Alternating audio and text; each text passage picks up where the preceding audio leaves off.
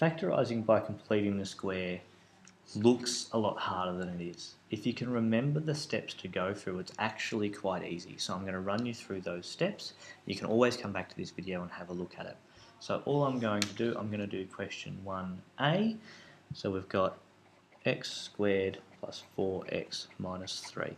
And we've been told to complete the square to achieve this. Okay, so what we need to do is halve and square the coefficient of x. Okay, so we grab this 4, okay, and we halve it, that's 2. And then we square it, which is 4. So I'll just write them in a different colour. So halve and then squared, okay, and then we add that and subtract that to our formula. So we go x squared plus 4x plus 4, and then you kind of bracket that, minus 4 minus 3. Okay, probably don't need that bracket on the end. Now, this is a perfect squares rule. Okay, so I now can just do that. Okay, if you're not sure how I just did that, check out the last video on perfect squares and the formulas associated with that. And now we've got minus 7.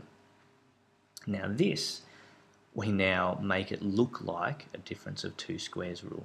So we actually square root the 7 and square it. Okay, so now we've got one square term minus another square term. So we do x plus 2 plus square root 7, x plus 2 minus the square root 7.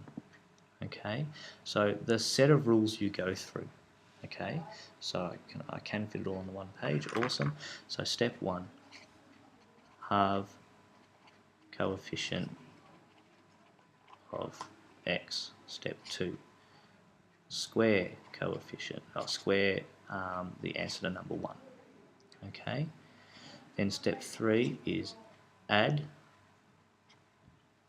the answer from number 2 in brackets and then subtract the answer from number 2.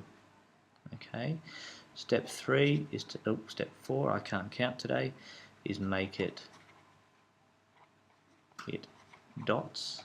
Okay, and you do that by square rooting the last term, putting it in brackets and saying squared, and then step 5 is to follow dots. Okay, so I'll do one more example to run you through, so you've got 2 examples to work from. Okay, so now I will do question 1c. Looks like it might work okay for us. So x squared plus 6x plus 7. Okay, so I'm going to halve 3, then I'm going to square it, which is 9, and then I'm going to add and subtract that, so x squared plus 6x plus 9, and then I'm going to bracket that so that I know what I'm dealing with, and then plus 7. Okay, so subtract it, plus 7. Now this is a perfect squares, so you follow the perfect squares rule, and that brings this number back, so it's x plus 3 all squared, and it's minus 2. Okay, now I'm going to make it dots, so square root that, square it, and then you just follow the dots rule, x plus 3 plus square root 2, x plus 3 minus square root 2. That's it. Follow those procedures, it's just a step-by-step procedure and you'll be fine.